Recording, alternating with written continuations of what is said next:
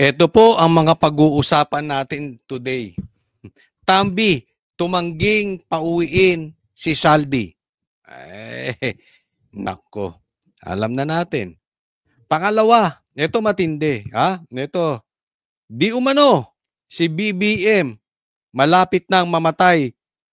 Grabe. Wag. Wala pong ganunan, ha. Yan po ang kumakalat na usapin ngayon. No? Pero pag-usapan natin yan mamaya. Pangatlo, BBM, Tambi, wala nang lusot sa bagong lumabas na ebidensya. Meron pong bagong ebidensya. Kalalabas lang. Pag-uusapan po natin. Dito wala na talagang lusot yung dalawang magpinsan. Ewan ko na lang kung talagang mahinang klase ang ating ombudsman. Pang-apat, rally, pinaghahandaan na ni Chavit. Uy, merong matindi. Merong magaganap. Pero ito, bawal sa duwag. Pag-usapan po natin lahat-lahat yan. Pero bago tayo magsimula, huwag pong kakalimutan, i-like po itong video na ito. At doon sa mga hindi pa po natin subscriber, huwag pong kalimutan, subscribe po kayo. Muli, nagpapaalala, ito po si Coach Oli o Coach Oli News PH.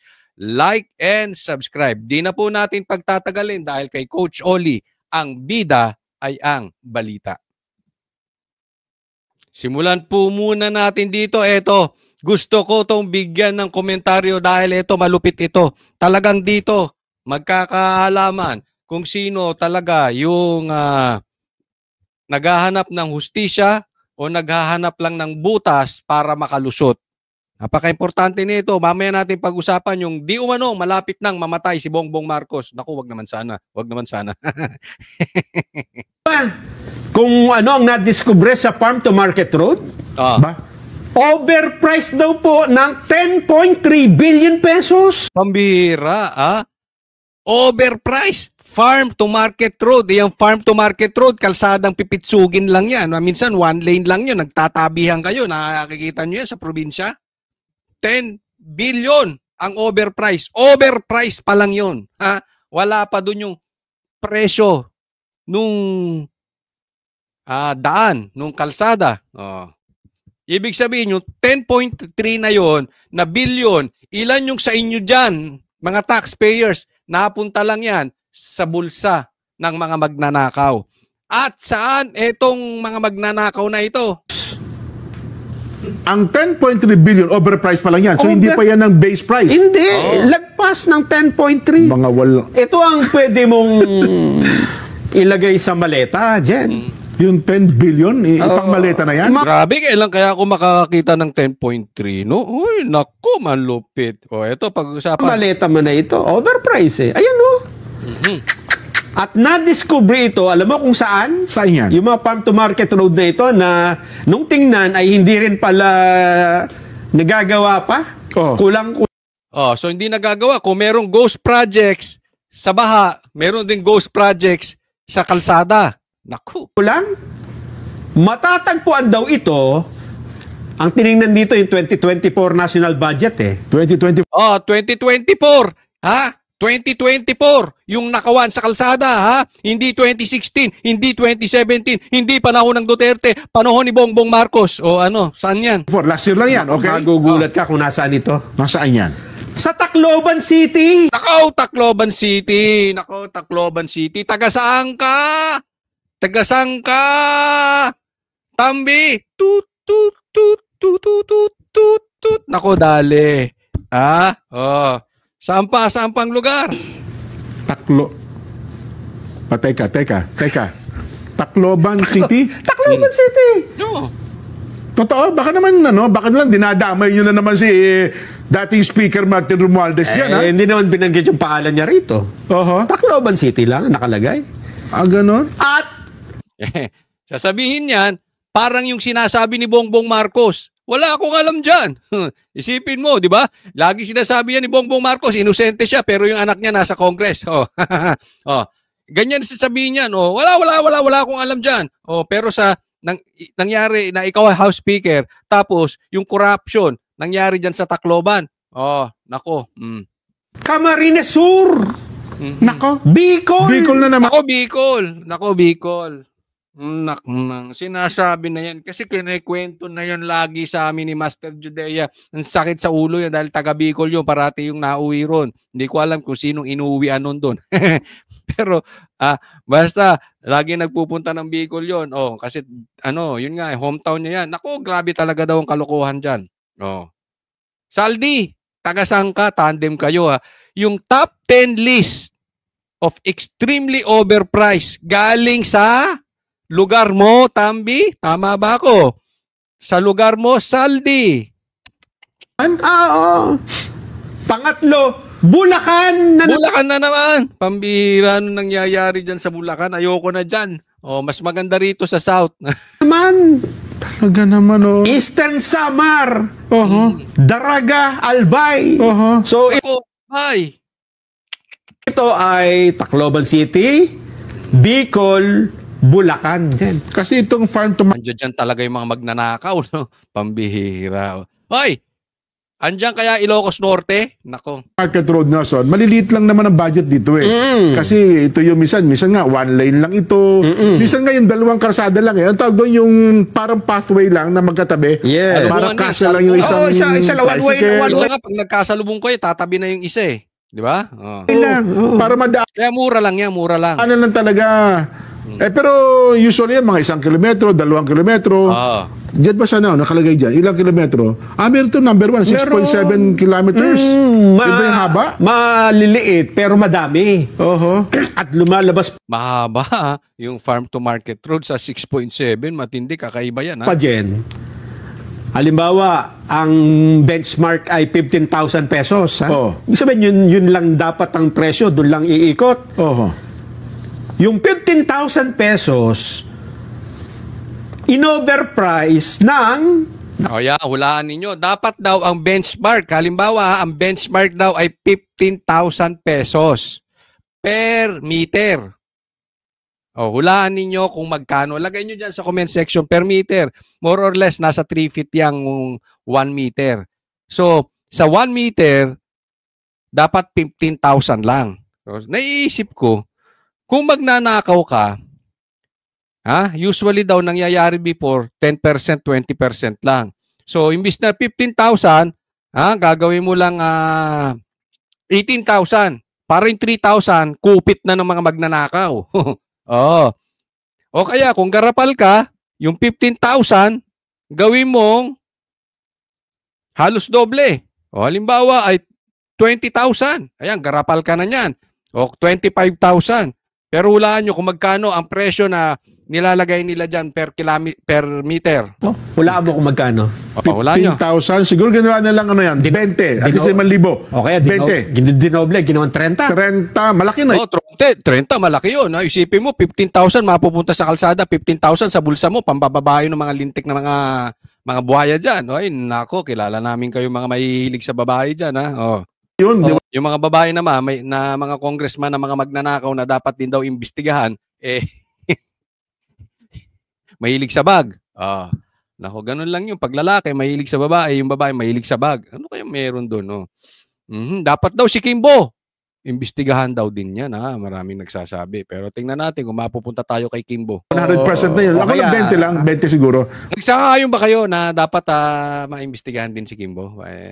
5,000 ang dinagdag. Mula sa 15,000, ito'y overpriced ng 348,000 per meter. Ako, grabe. Mula 15,000 ginawang 348,000. Hindi na swapang yan. Damonyo na yan. Yan ang tinatawag naming damonyo. Sagad-sagad na yan. Pabihira ka. Isang metro ng kalsada, sisingilin mo ng 348,000. Saan ka ba nagpakabit sa BGC? Nagpapagawa ka ba ng lobby ng isang hotel? Pambihira. Naku. Pambihira. Ito seriously mga kababayan. Ganyan na po kagrabe ngayon. Kaya lagi nating pinauulit-ulit, matindi po ang pera nila. Ililigaw nila yan sa Duterte, ililigaw nila yan kung saan-saan. 'Di ba? Yan po ang issue dito, nakakainis kung bakit gustong iligaw ng mga lintik na yan doon sa mga buitre, sa mga barya-barya, and yet ganito ang nakawan. Huwag po natin kakalimutan, pakipaalala po sa bawat isa. Ito ay hindi pa ghost projects ng baha. Imaginein mo, kumita ka na ng bilyon dahil sa baha. Hindi ka pa nakakontentong animal ka. Anong klase kung kaluluwa meron ka? Aanhin mo yung ganyang karaming pera, kalaki mo, baka bukas ma-stroke ka, wag naman sana. Ang ibig lang natin sabihin, aanhin mo naman yung ganong kadaming pera. Ang mura-mura ng buhay sa Pilipinas.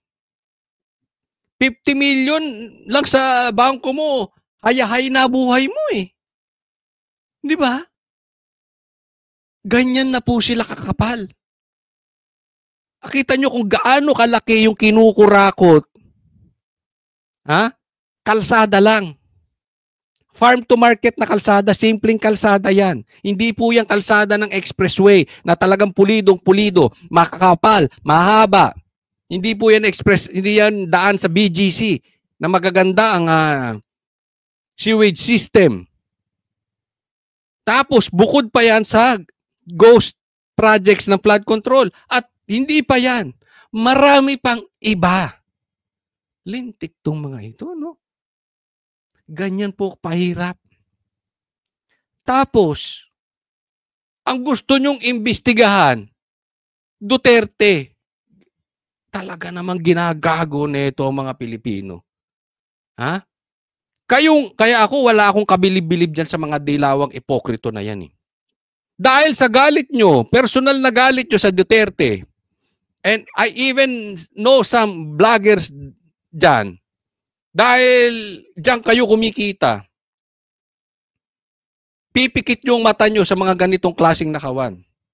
Anong klaseng paninindigan meron kayo? Sa kalsada. Bawat isang haba ng ruler. Overpriced lang. Ilang, 3 feet pala ang 1 meter, no? Isang metro. Ang isang metro, mga 3 feet. Ang presyo, magkano? Dapat 15,000 benchmark na halaga. Pero sila, ginawa nilang? Lagpas ng 348,000 per meter. Abay, ang tawag ng bata dyan, nimal. Kaya siguro. Di ko na nga malaman itatawag ko, parang pag tinawag mo silang animal, parang wala nang hustisya dun eh. I mean, they are worse than animals. Kasi yung animal, marunong pang magmahal yan sa kapwa nilang animal. Itong mga tao to, wala talagang pagmamahal sa kapwa-tao. Isipin nyo kung gaano kadami pala pera ng taong bayan. Alam mo yung pera natin? Ako naniniwala, kung hindi kinukurakot yan, dapat meron na tayong tulay simula sa pinakadulo sa norte hanggang sa south. Malaking maitutulong yan pagka magkakaroon ka ng tulay. Kasi putol-putol po yung islands natin eh. Ang laki maitutulong yan sa ekonomiya natin. And yet,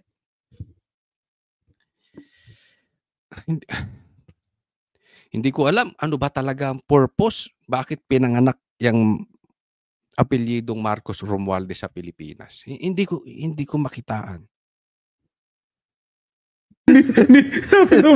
Pakinggan nga natin, sino ba ang nagsalita rito, ha? Kung paano nila ito natingnan. Abot pa naman. Sige. Yun lang sinabi. Yung nagsabi noon, sino yun? Kasi tinitignan namin yung ibang mga gawa. Like in 2024, ito, flash slide 22. Tinignan namin yung mga projects in different areas. And that tilinista namin yung top 10. Tawag namin extremely overpriced FMRs. Like for example, concreting of Barangay San Roque in Tacloban City, 348,000 per square meter. Per meter. Concreting of Barangay Lagyo in Camarines Sur, 263 per meter. Alam mo, nakakainis to. Ito obvious na. Katanga mo na lang talaga pagka itanggi mo pa ito. Pero syempre, itatanggi niya ni Tanvi. Of course, karapatan niya yon. Alam ka namang umamin yan eh. Hindi mo kaya mangurakot ng ganyan kung ikaw ay may konsensya. So itatanggi niya yan. Ang tanong dito sila, Boying. Di ba? Iimbestigahan nyo pa ba yan? O formally pa rin iimbestigahan nyo? Iimbestigahan nyo ba yan, Boying? O iimbestigahan nyo sila, Cheese? Yung ganun ba, iimbestigahan nyo pa rin si Duterte pero ganito na ang problema ng Pilipinas? Diyan natin malalaman ang tayo ng ating ombudsman. Diyan mo malalaman ang tayo ng mga dilaw. Concreting of barangay Ubihan, saan ba ito? Maykawayan City, 193,000 per meter. So, hindi lang to extremely overpriced, extremely overpriced. Aimee, tatawa-tawa ka pa dyan, Aimee. Sa kabila na nangyayari ngayon, maraming salamat, tumutulong ka. Seriously, nakakatulog to si Aimee ngayon. But Aimee, kailan mo papanawagan na mag-resign yung kapatid mo? Kung ikaw ay talagang para sa taong bayan, mag-serve ka sa taong bayan. Kung ikaw ay para sa kapatid mo, edi mag-serve ka na lang sa kapatid mo. Kasi, okay, maganda yung ginagawa ni Aimee Marcos. Wala tayong masasabi doon. I agree. Nakakatulong siya. Pero it's not enough. Kitang-kita mo na, Aimee. Hindi mo matawag. Alam ko kapatid mo siya. Pero bilang senador, unahin mo trabaho mo kaysa sa kapatiran. Diba? Kita mo nangyari, ba't hindi ka manawagan ng resign? Secretary. Based on sa nakikita ko na Kasi alam niyo kung bakit sabi ko wala nang lusot dito si Bongbong Marcos. Hindi ito matatanggi ni Tambi. Nangyari sa termino niya eh. Whether kumita si Tambi ay si Bongbong Marcos dyan or hindi niya pwede ipagkaila. Responsibilidad niya yan. Bakit nangyaring ganyang katagal? Tapos may anak ka ron sa Congress. Tapos ganyan katindi, ang laki. Diba? It took you 3 years. Kung hindi bumaho yan at hindi umalingasaw, hindi ka pa mag-iingay. Kita nyo, Mr. Chair, medyo shocking. But I guess... Tingnan po natin tong next, ha? Kaya naman, naniniwala ako sa sinasabi nito ni si Magalong. Actually, ilang beses ko nang sinabi yan dito sa aking vlog. Doon sa matagal nang nakasubaybay sa akin. At the get-go, sinabi ko ito. Anong sabi ni Magalong? Sa tingin ko, mismong si Speaker Romualdez ayaw umuwi si Saldico. Kasi otherwise, siya lang makakapag-implicate sa kanya kung paano yung sistema na ginawa nilang dalawa. Yun eh. Delikado to. Kaya nga sabi ko, hindi to pauuwiin si Saldico. Tama, I agree with Magalong. Dahil ang magtuturo talaga rito, ang magko-connect kay Tambi ay si Saldi. Siya ang gumagawa ng trabaho ni Tambi. Siyempre, hindi naman haharap yan si Tambi eh. O, itatanggi lang ng itatanggi ni Tambi yan. Pero ang connection niyan talaga na kay Saldico. Kaya hindi ito pa uuwiin. Ako, duda pa nga ako kahit umuwi ito, baka yariin ito eh. Hindi ko sinasabing si Tambi ha. Pero dahil sa daming alam ni Saldico, baka yariin ito. Pero ayaw na nilang umabot dyan. Kaya kita mo, ayaw cancelin yung passport. Ang bagal nilang gumalaw.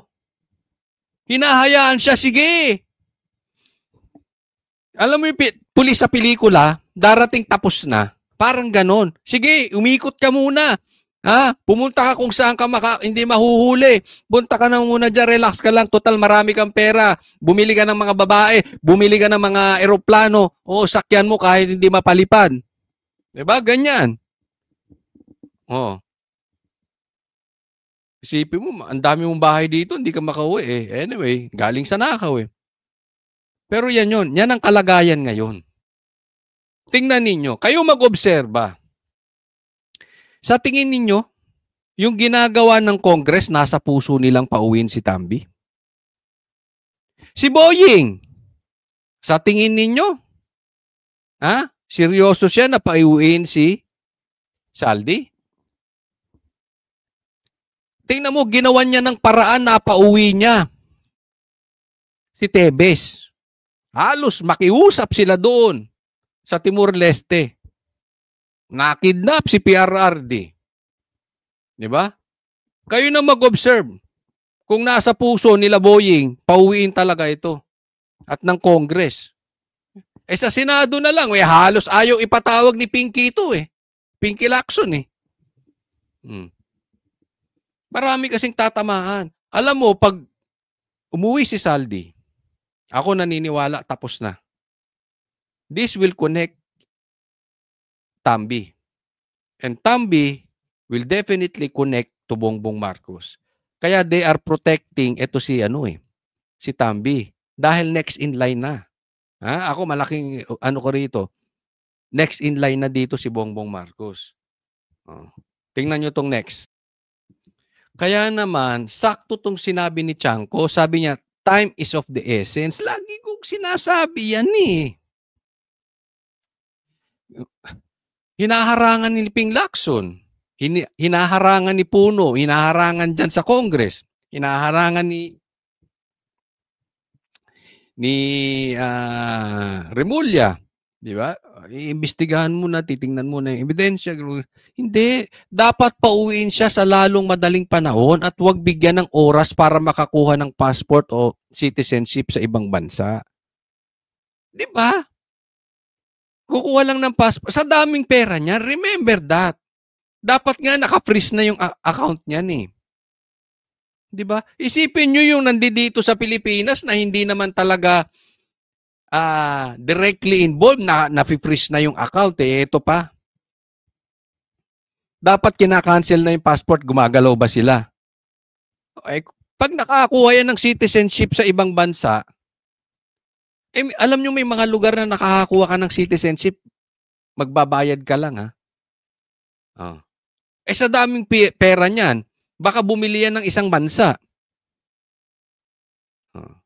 Ngayon, ulitin ko yung tanong ko sa inyo kanina. Do you think Congress is serious?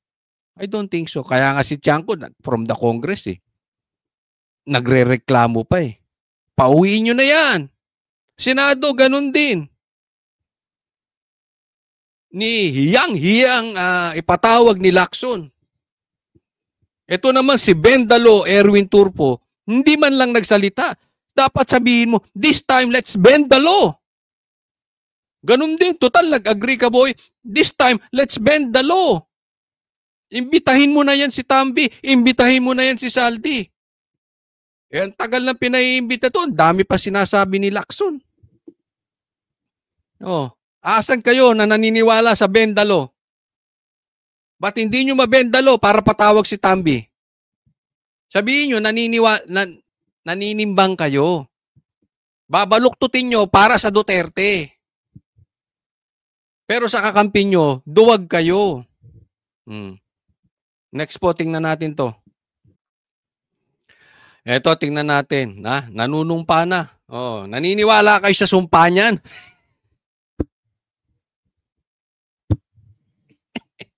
Bahala kayo sa buhay ninyo. Crispin Katibayan Remulla. Nanumpa na bilang ikapitong ombudsman ng Pilipinas si Ombudsman Jesus Crispin Remulla sa Korte Suprema. Sinaksihan niya ng kanyang asawa at mga dating kasamahan sa Department of Justice. Agad raw tututukan ang tinawag ni Remulla na emergency situation. Tututukan daw ang alin? Emergency situation. Ano-ano yung mga emergency situation? Sa mga anomalyang flood control projects at target na makapaghain na ng mga kaso sa Sandigan Bayan sa mga susunod na linggo. Wala ho tayong sinisino rito. Tanda mo yung sinasabi mo. Kung mataas man o mababa, pero sisiguraduhin natin yung ebidensya nakatuon pag-file natin ng kaso. So kahit mataas yan, kahit umabot na senador yan, kung saan maabutin niya. Ako hindi ako naniniwala. Kaya maniniwala kayo, opinion nyo yan. Ito opinion ko no? Pero hindi ako naniniwala sa taon to. Wala akong katiwa-tiwala sa taon to. Gagawin natin. Kala nyo, kaya niyan, Kaya niya si Bongbong Marcos? Wala naman tayong choice dito. Yun ang ebidensya. pwede ba nating i-deny ang ebidensya? Kung merong ebidensya, yun ang talagang hamon sa atin dito. Bubuklatin at pag-aaralan din daw niya ang mga nakabimbing mga rekomendasyon at mga kaso, kabilang na ang kontrobersya sa pagbili ng pamahalaan ng di umano'y mga overpriced medical supplies sa Pharmally noong Makagago, no? pandemya sa ilalim ng Administrasyong Duterte. Yun ang sinasabi natin, Duterte na naman eh. Kunwari ikaw hindi ka makapag-asawa, sisihin mo si Duterte kasi lahat ng babae kinuha ni Duterte. Ganyan na lang, wala na tayong Duterte. Oh. Kunwari may namatay kang anak dahil adik, sisihin mo si Duterte, lahat na lang si Duterte. Ano sinasabi niya? Ano? Ha? Tututukan ng alin? Emergency. Emergency ba yung Pharmally? Si makagago ka ba? Ginagago mo ang mga tao eh. Ang lakas mo makagago. Anak mo ba si makagago? Animal! Napunta na naman kami kay Parma. Napunta na naman sa Duterte. Aling kaya ang ginawa ng pamahalaan nito, nakatarantaduhan, na sila ay maninindigan at magpapakalalaki doon sa kanilang maling ginawa. Yung hindi magtuturo. Alam natin, mabigat ang alingaw-ngaw at marami nagsasabi na may nangyari nga masama doon. May naging pagdinig ang Senado, ngunit hindi na umandar mula doon. Ayan, okay, sige. For discussion purposes, kasi sasabihin ninyo, hindi! DDS ka lang eh. Banateros ka, siyempre. Ito sa akin. Hindi emergency yun eh. Pagpalagay natin may problema doon. Solusyonan mo man yun o hindi mo solusyonan, yung corruption ngayon magtutuloy. Ngayon, bago tayo pumunta doon sa confidential funds, sa Pharmally, sa drug war, dito muna tayo. Yung corruption ngayon ang problema natin. Kasi kung hindi natin solusyonan tong corruption na ito, magtutuloy-tuloy yung corruption. Saan napunta yung utak mo? Ay simple mathematics yun eh. Ika nga, di ba? Halimbawa, may nabaril. Gagamutin mo ba yung diabetes niya? O yung emergency muna? Gamutin mo muna kasi tulo ng tulo yung dugo. Oh. Ano? Yung nabaril? Yung nagbaril sa kanya? Ay hindi kilala. Pero meron siyang, brinake siya ng siyota niya. Kaya dahil doon nagpupunta sa bar, kaya nabaril. Ano, susolusyonan mo muna? Pagbabatiin mo muna sila magsyota? Ha? Pagbatain mo muna sila magsyota. Bago mo gamutin yung kumakalat na dugo. Simple mathematics naman ito. Ano? Hindi mo naman kailangan abogado para malaman yun eh. Oh, grade 2. Yung may mga anak ditong grade 2. Alam nyo na yan eh. Hindi mo kailangan graduate pa ng UP dyan. Unless nagbobobobohan tayo. Unless tinatarantado talaga natin yung mga tao. Di ba? Wait, punta tayo ng punta kung saan. Tigpasin muna natin, ilagay natin sa kulungan yung mastermind na matapos yung corruption ngayon. Yun ang problema ngayon eh. May corruption man dati. Ano bang magagawa niya? Makakakurap pa ba yan? Hindi na. Saka natin problemahan yung dati. Yung ang danakaw ngayon, yan ang nagpapahirap sa taong bayan ngayon. Focus muna. Ha? Hindi na kailangan abogado, dapat na sa mastermind tayo nakafocus. Ito na kailangan bisitahin natin. Tanong ngayon kay Remulla, pwede bang umabot na ang kaso kay dating Pangulong Duterte? Grabe naman. Hanggang saan nga tayo abutin ng ebidensya, doon tayo tuturo. Ayun ang problema, Boying eh. Hanggang saan tayo abutin ng problema eh. Sasaksakan ka ng ebidensya ng Dilawan, sasaksakan ka ng ebidensya ng Trilling kahit hindi goods yung ebidensya. So mapupunta na tayo doon. Ano mangyayari? Nakalimutan na natin yung flood control. Sino yung mastermind ng road farm to market roads? Yung flood control ghost projects. Sino mastermind? Hindi pwedeng kung saan tayo dali ng ebidensya. Dapat yung ebidensya nakafocus muna dun sa problema natin ngayon. Hindi yung problema natin noong 2016, move on ka na. Sayang yung barong mo kung wala kang utak. Hindi ko sinasabing bobo to ha. Matalino to UP to top notcher pa to. Hindi ako naniniwala magiging abogado ka kung bobo ka. Ang problema sa atin ngayon, nililigaw yung kaya tuloy nagbumukhang bobo. Diba? Hindi, I will not agree na kung saan yung ebidensya. Puntahan ka lang dyan ni Llamas, ni Trilling, yung mga komunista. Kung ano-ano na, may nagtatanim witness pa nga eh. Di ba? Yan si Risa. May kaso yan, tanim witness nga eh. Doon napunta ebidensya. Tapos tayo pag ganyan ang prinsipyo mo. Pangako rin ni Remulla, isa sa publiko ang mga SALN o Statement of Assets, Liabilities and Net Worth na deklarasyon ng mga ari-arian at yaman ng mga opisyal ng gobyerno. Lahat kaya mo, pati SALN ni Bongbong Marcos ha? SALN ni Tambi. Baka SALN na naman niya ng Duterte Black. Pero may limitasyon alinsunod sa data privacy law. Ang gagawin natin dyan sa SALN issue, hindi lang isa yan, lahat yan eh. Pati SALN mo. I-redact lang natin yung dapat i-redact dahil sa data privacy. Tapos, siyempre, hihingi tayo sa lahat ng requesting parties undertaking na hindi gagamitin ito sa paraan na hindi makakabuti sa bayan. Pamilya ng mga politiko ang mga Remulla. Si Remulla ilang beses naging congressman at naging governor din ng Cavite. Kapatid niya ang kasalukuyang DILG secretary na si John Vic Remulla at mismo mga anak ni Remulla, mga halal na opisyal sa Cavite. Yan ang sinasabi natin eh. Maiimbestigahan ba niya yan? Yan ang tanong. Maiimbestigahan ba niya yung mga anak niya? Ang sabi nga nung iba, yung anak niya na nahulihan ng high-grade kush. Ngayon, napawalang sala, ang bilis-bilis. Sobrang bilis. Tapos, yung PIDEA chief, biglang natanggal. Tapos, paano niya iimbestigahan itong mga anak niya? Gusto niyo malaman sagot? Pakinggan ninyo. Paano naman kung ang mga ito o mga kaibigan o kaalyado ang nasangkot na sa isyu ng katiwalian? Yung mga anak ko, pinalaki namin yan ng asawa ko na siyempre, alam kami ako magpalaki sa anak mo. ayos na tao. At Ayos na tao.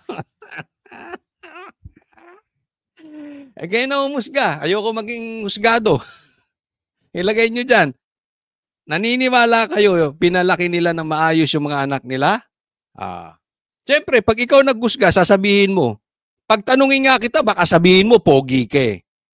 Baka pag tanungin kita, sabihin mo ngayon, mas pogi ka kay John Vic. Fighting spirit lang yan eh. Kayo umusga, kayo mga nanonood. Sige, lagay nyo dyan. Mabuti ba yung mga anak ni Boying? Lalong-lalo na kung taga Cavite ka, lagay mo taga Cavite ko. Ito yung mga anak niya. Lagay nyo dyan sa comment section. Lagay nyo dyan. Hindi, masama yung anak ni Boying. Ano yan? Ganito, Okay, sabihin nyo, hindi, napakabuti niyang mga anak ni Boying. Taga Cavite ko. Lagay nyo dyan. Patas tayo. alam nila na pag ang tatay nila nagtatrabaho talaga. They know about it. Kaya so ano yung sagot niya? Pinalaki naming matatino yan. Tinan mo nasa gilid mo natatawa. Hindi naniniwala. Yun nila kabarong. hindi naniniwala sa mga pinagsasabi mo.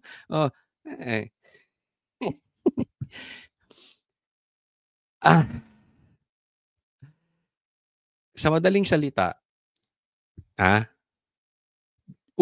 pinangunahan na tayo ni Boying. Hindi na kailangang imbestigahan yung mga anak niya dahil alam niya matino. As simple as that. Kaya yan ang intro niya eh. Kahit na ano pang sabihin niyang kadugtong, alam na natin yung laman ng puso niya, hindi niya iimbestigahan. Kasi sa pagkakaalam niya, matino yung mga anak niya. Ako, hindi ako natatakot na meron silang gagawin na masama kasi I think that we raised them very well. Yeah, ako tanong lang, tanong. Tanong lang to, wag ka magagalit sa amin ha. Okay ba na ipa-drug test mo yung mga anak mo? Ito tanong lang naman, tanong lang. Walang anuhan, di ba? Tanong lang naman 'yun. Kasi doon malalaman mo, kung sasabihin mo matino, siyempre. Sa drug test pala, kung matino yan, hindi yan magdodroga. At kung hindi yan nagdodroga, magpapadrug test yan. Simple. Simple mathematics. Pero just the same, pagka merong problema, di sabihin lang at harapin natin ang mga Yon, silamin mo yan ha. Pag may problema, sabihin lang. Harapin natin. Alam ko may lalabas dyan. Ha? Hindi ko sinasabing masama. Honestly, I don't know them. No, pero kung may masama yan, lalabas yan eh. Lalabas sa publiko yan. Anong sabi mo? Diniinan ko kasi baka madidiscuss natin to sa mga susunod lang. Sabihin lang. At iimbestigahan. Ayos ha? Okay. Usapang lalaki. Para sa GMA Integrated News, Sanima Refra, nakatutok, 24 oras. Next. Ito pag-usapan natin. Kaya ako, hindi ako naniniwala sa mga pinagsasabi ni Boying. Tingnan nyo mabuti kung bakit. Sa pagpapatuloy ng investigasyon sa anomalya sa flood control projects, mahigit 30 individual ang hiniling ng Independent Commission for Infrastructure sa DOJ na isyuhan ng Immigration Lookout Bulletin Order o ILBO. Kabilang dyan sina dating House Speaker Martin Romualdez, Senator Francis Chis Escudero at umano'y campaign donor nitong si Maynard Ngu. Okay, tamo ha? Okay. Itong ICI, nagkaroon na ng Immigration Lookout Bulletin. No. Ang unang-unang sinabi, si Speaker Martin. Pangalawa agad, si Chis Escudero. Loko no? Diba? Parang pinangalawa si Chis. Anong sabi? Dahil meron daw siyang campaign donor na siguro involved sa ghost projects. And so what? Diba? Kung may hindi ko sinasabing totoo ito. Ha? Pero kung may campaign donor, so what? Bakit? Si Bongbong ba walang campaign donor ng ako? Tanungin ko lang to ha. Wala ba si Bongbong campaign donor na gambling lord? Drug lord? Or kung sino-sino pang lord? Yung totoo lang. Bakit? Anong koneksyon? Kung campaign? Ano? Siya lang ba dyan? At saka bakit siya pinag-iinitan? Alam natin eh. Pati hindi nyo pag-initan yung may direct connection. Naging involved. Halatang-halata naman kayo, mga animal kayo.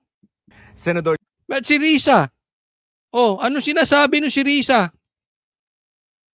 Di ba? Ayaw lang niyang iminin na may insertion siya. Ginawa lang niya amendments. Ang daming may issue dyan, nasa Congress eh. Alam mo ang ginagawa nila dito kay Chis? Parang trial by publicity.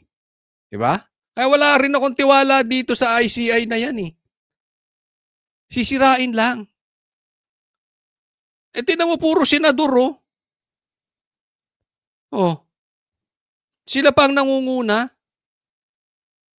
Kasi banggitin mo lang ng banggitin yan kahit hindi naman guilty ang mga yan. Basta binanggit mo lang ng binanggit, pinasasama mo na sa publiko para iligaw lang.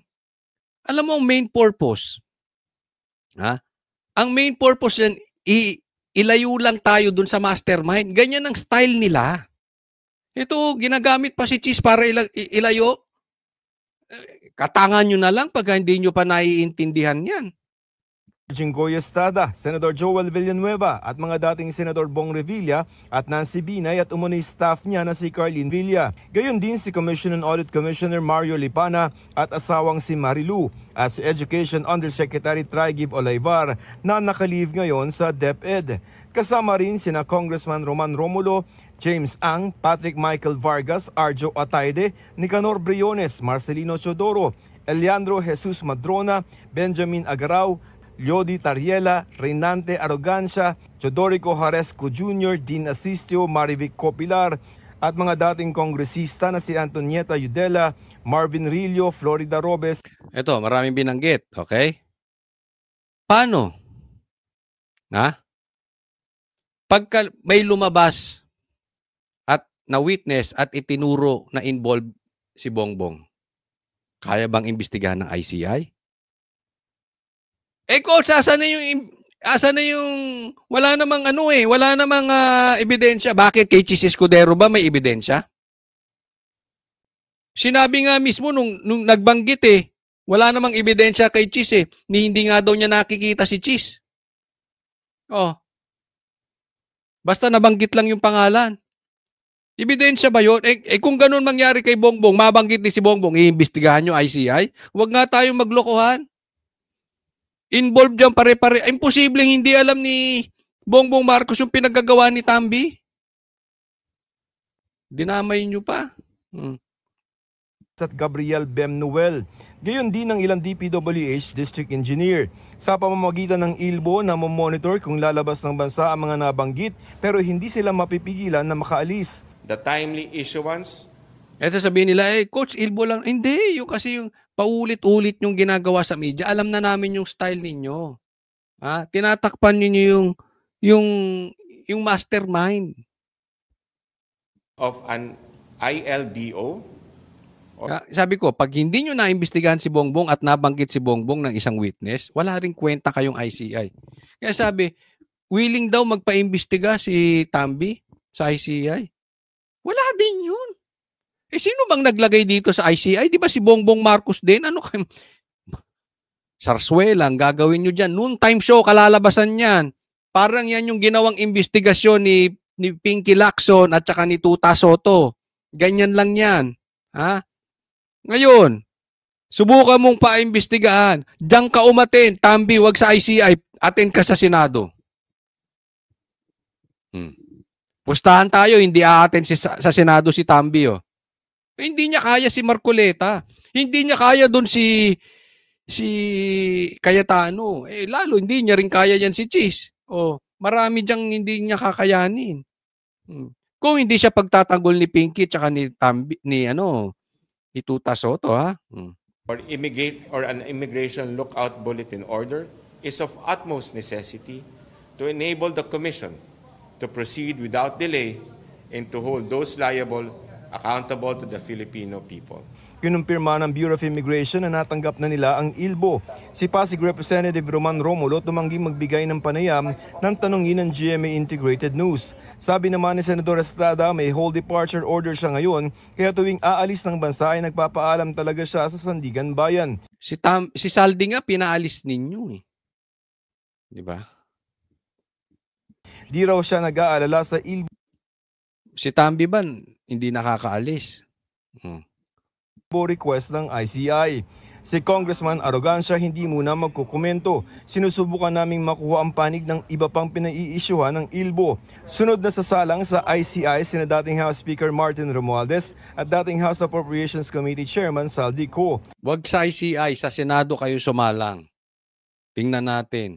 Kung wala kayong tinatago, kaya nyo sumalang sa Senado. Nagpadala na ng sabpina ang ICI kay Co, pero dahil nasa labas ng bansa sa ngayon, idadaan ang sabpina sa House Secretary General. This is with regard to his personal knowledge from the time he joined the Committee on Appropriations of the National Budget Insertions and his involvement in DPWH flood control projects. Imbitasyon naman ang ipinadala kay Romualdez at hindi sabpina.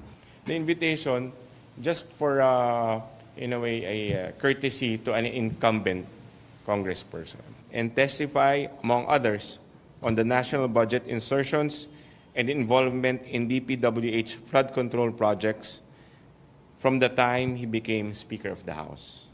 Parehong sa October 14, pinatatawag ang dalawa, wala pang bagong pahayag si Co. Sabi ni Romualdez, natanggap na niya ang imbitasyon at handa raw siyang humarap sa ICI. Handa ka rin humarap sa Senado. May imbitasyon din ang Senado sa iyo. Pero pwede bang hindi nila siputin ng ICI?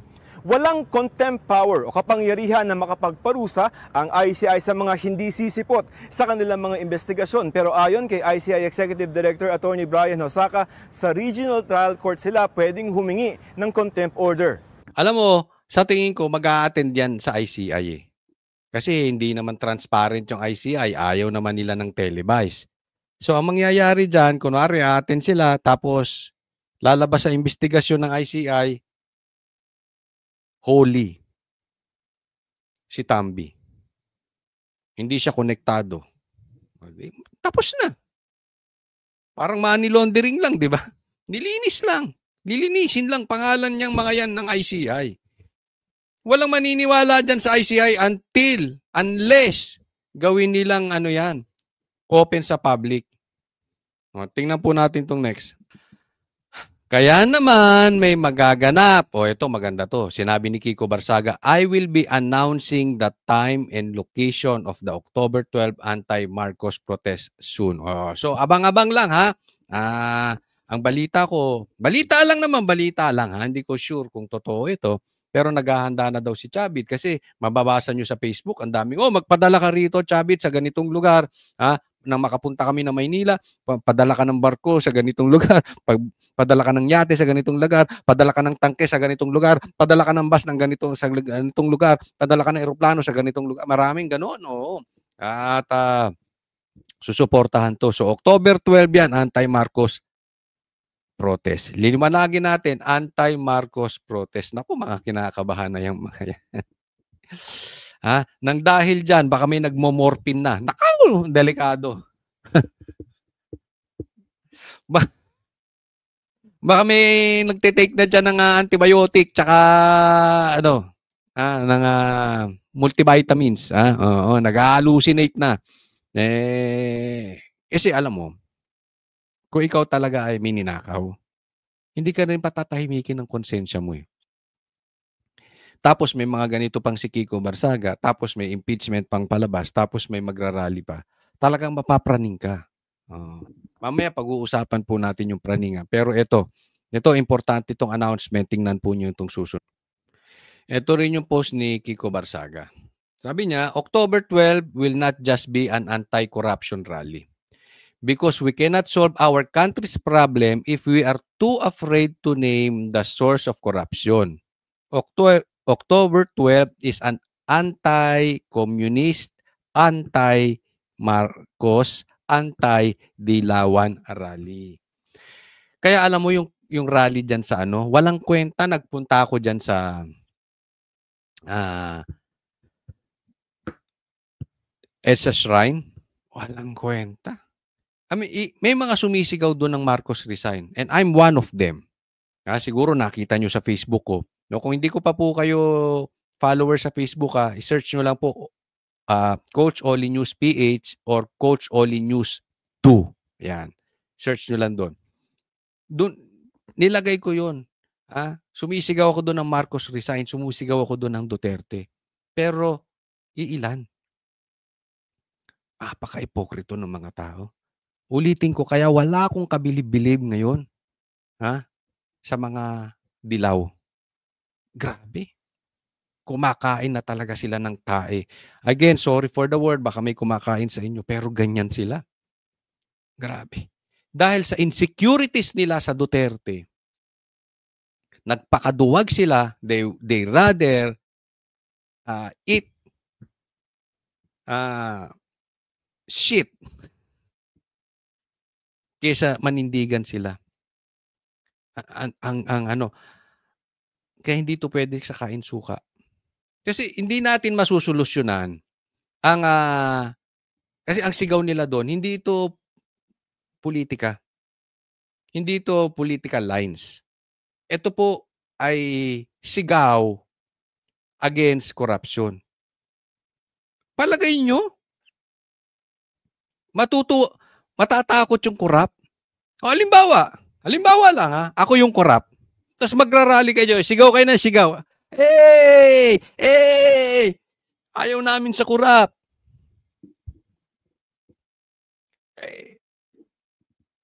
Hindi nyo naman ako pinapangalanan. Baka pakainin ko pa kayo lahat eh. Natutuwa pa ako noon. Tama or tama-tama. So anong ginawa ng mga dilawan na yun? Wala lang. Pinakita lang nila yung suporta nila kay Bongbong Marcos nang hindi halata. Kunwari, sisigaw ang dilaw ng against kami sa corruption, against kami sa corrupt. Pero di na yung babanggitin si Bongbong Marcos. Yun na yun, pinakita lang ng dilaw na malakas pa rin sila. O eto, suportahan mo kami Bongbong Marcos ha. Suportahan mo kami. Ganon din yung mga komunista. So, eto kami mga komunista. Suportahan mo kami Bongbong Marcos, Tambi. Dilaw, suportahan mo kami. Hindi ka namin isisigaw. Basta yung Duterte idin nyo. Ang layo na natin, no? Ang layo na natin sa totoong issue. Nandun tayo sa corrupt. Diba? Anong klaseng ano yun? Anong klaseng rally yun? Diba? Kung hindi mo isisigaw na yung pangalan ng magnanakaw, kung wag ka na, doon ka na lang sa bahay, manood kang Netflix. Kasi walang effect yun. Nagpakabilad-bilad ka pa dyan, nagputi-puti ka pa dyan, eh, madumi naman ang puso mo. Diba? Yan na naman yung dilaw, nagdamit puti na naman talaga tong dilaw. Talagang, eto talaga sakit sa ulo natin. Tinapos yung Marcos regime senior, sila umupo, wala na. Nakabalik ang mga komunista. Yan lang nangyari sa atin. Nakasenso ba tayo? Dalawang Aquino umupo, umasenso tayo, lalo tayo lumagapak.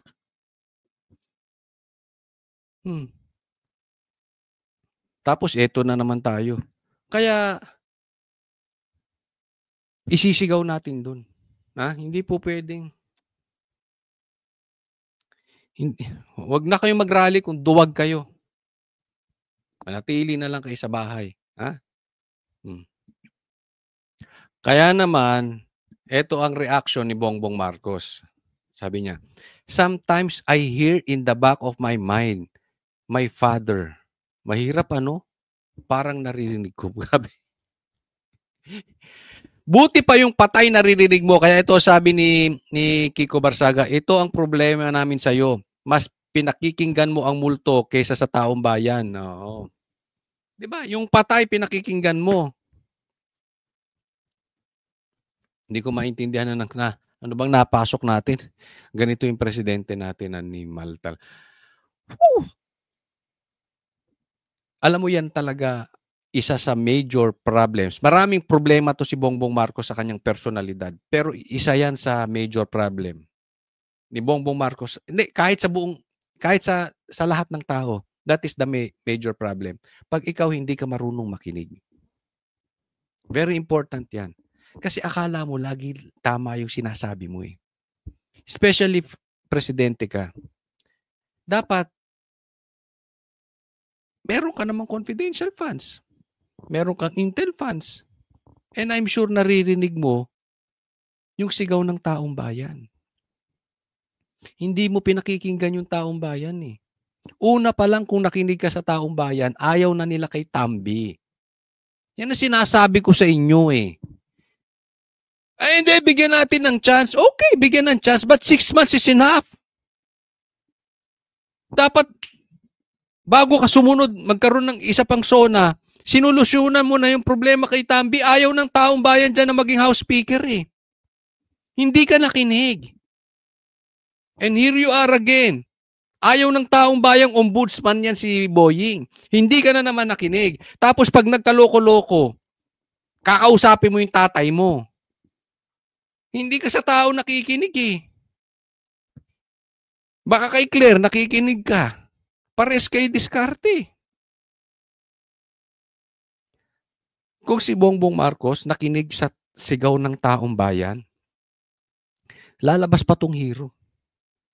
Kung marunong lang siyang makinig, kahit half nung sigaw ng taong bayan sinunod niya, maayos ang Pilipinas. Posibleng itong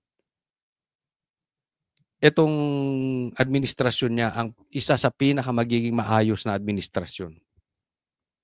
Kung natuto lang siyang makinig, even half na sigaw na reklamo ng taong bayan at magaling siyang mag-react, solusyon agad. Hindi mo kailangan ng 3 years. Kaya yung lintik na yun, una pa lang 100 days, sumisigaw na kami. Ano sabi? Bigyan nyo naman ng pagkakataon, 100 days pa lang eh. O, kita nyo nagkaloko-loko. Anong gusto nyo? Antayin yung 3 years. Pero alam mo, ito ha. Ito sabi sa atin. At ito yung usap-usapan. Malapit na daw mamatay to si Bongbong Marcos. Oh. Hindi kasi yung ganyan. Ako naalala ko eh, di ba? Yung pagka yung mga pasyente na nakatake na ng morphine, ganyan, nag-hallucinate. Nakikita na nila yung mga ninuno nila. Hindi ako, ayoko mamatay si Bongbong Marcos kasi matinong tao to. Kailangan ito ng bansang Pilipinas dahil ito ang pinakamagaling na presidente. Kaya ayoko tong mamatay. Holy yan eh, holy. Hindi yan addict. Kaya ayoko tong mamatay. No? Pero ang sinasabi, malapit na daw mamatay. Dahil yung mga senyalis, yung parang nag-hallucinate na, nakakakita na ng ninuno, nakikipag-usap na sa, alam mo yung nagsasalita na? May na-observe ko yung ganyan. Nagsasalita na kung saan. Diba? Hindi na nga lang siguro niya sinasabi, baka kinakausap na nila itong salamin eh. Oo, may nakakakwentuhan ako kanina. Ano yun? Meron siyang kaibigang nategi. Adik. Ganyan na ganyan daw. Ganyan na ganyan ang reaksyon. No? Kaya nga maraming nagsasabi, Coach, kamusta na yan dyan? Ganyan. Bakit parang nahihibang, nag-hallucinate na si Bongbong Marcos? Ewan ko, Pero tingnan natin. No? Ulitin ko, baka mamaya, tatanga-tanga na naman to si Bongbong Marcos kasi may pagkatanga rin to eh. 'Di ba yung headshot daw? Ano daw 'yun? Death threat daw sa kanya 'yun. Yung bogo, hindi bobo ang ibig niya sabihin sa iyo, hindi po 'yun. Hindi po 'yun death threat. Minsan may kabubuhan din makaintindi to si Bongbong Marcos eh. O baka ma-misinterpret mo, hindi ko sinasabing at saka ayaw kita mamatay, hindi ko style 'yun. Mas gusto ko Diyos ang maghusga sa iyo. Unless nasa batas. Kung may death penalty at talaga may nagawa ang kasalanan, so be it. Batas yun eh. But yung gagawin masama, hindi. Hindi nga ako mahilig I'm not a fighter, I'm a lover. So maliwanag yun baka ma-misinterpret mo. Pero yung senyalis mo, Bongbong Marcos, parang parang yung kantang The End is Near. Parang ganun lang naman next topic, ito pag-usapan natin. Ito nakakainis.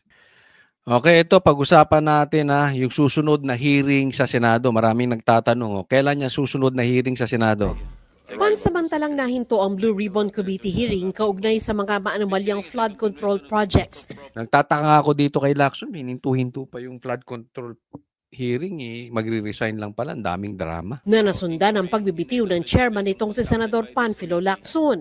Pero pangako ng vice chairman ng komite na tumatayo ring acting chairman na si Senador Erwin Tulfo, itutuloy na ang hearing ngayong Oktubre. Ewan ko ba naman to si Erwin Tulfo? Ano kayang gagawin nito?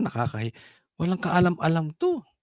Mr. Bendalo, anong alam nito sa batas? Siguro po sa October 22, 23, somewhere around there.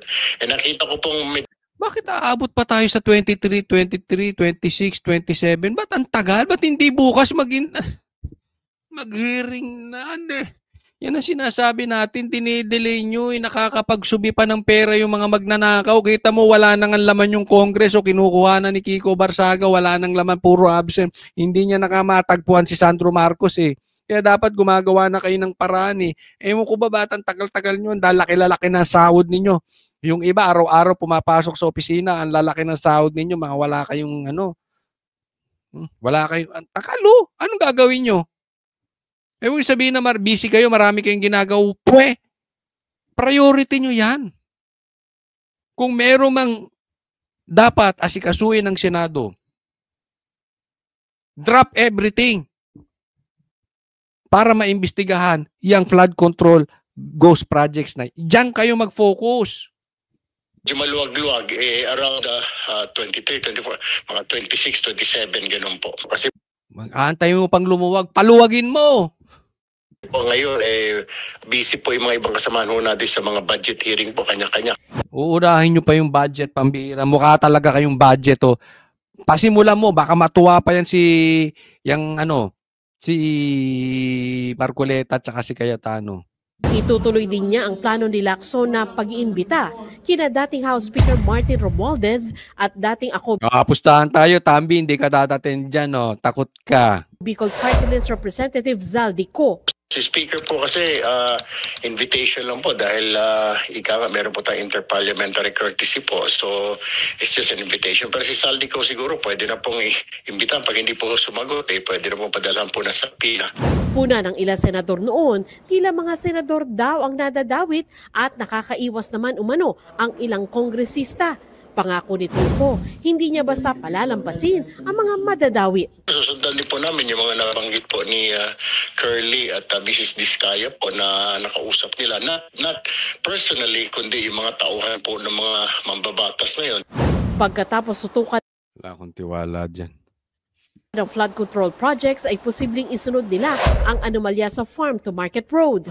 May naisip din siyang paraan para mapabilis ang investigasyon. Sabi nga ng DPWH, parang 4,000 po yata o 8,000 na flood control projects throughout the country.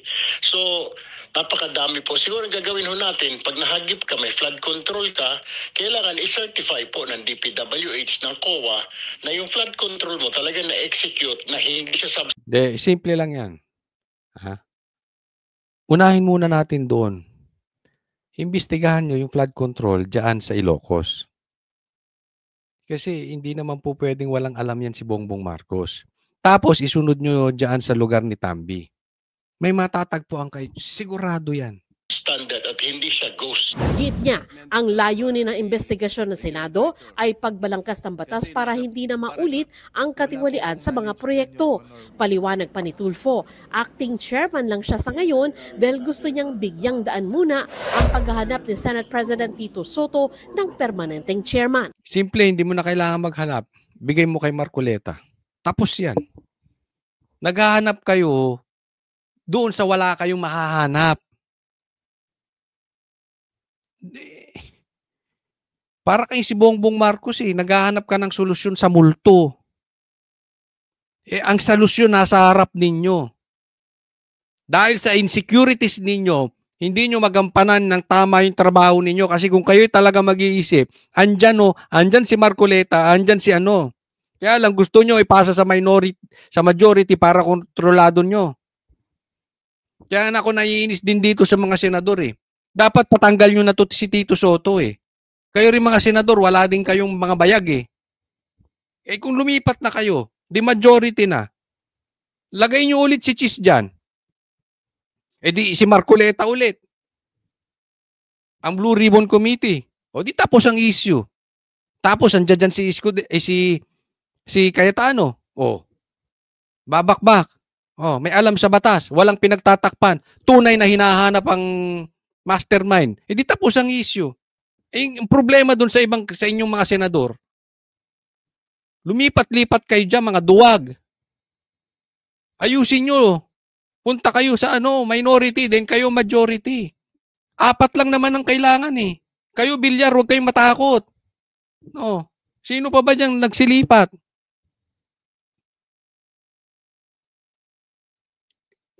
Ilan lang ang lilipat yan Naku. Samantala, bukas inaasang mag-a-adjourn ang Senado. Pero sinabi ni Soto na nagbigay na ng pahintulot ang Senado sa kagustuhan ng Kamara na magsagawa ng sesyon hanggang Lunes para raw maaprubahan ang national budget sa ikatlong. Anong nangyari dito kay Tito Soto? Ginawa niyang noon time show yung Senate hearing. Di ba? Totoo lang. Naging katawa-tawa. Pagbasa. Para sa GMA Intake. Ay naku, ewan ko sa inyo. Pero antayin natin yung rally. May magandang may magandang mangyayari dyan sa rally na yan. Ako, huwag pong kakalimutan konting lambing ulit, nagpapaalala lang, baka dun sa mga hindi pa po subscriber ng channel na ito, pwede kayo mag-subscribe.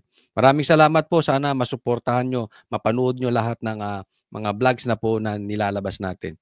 Thank you po. God bless everyone.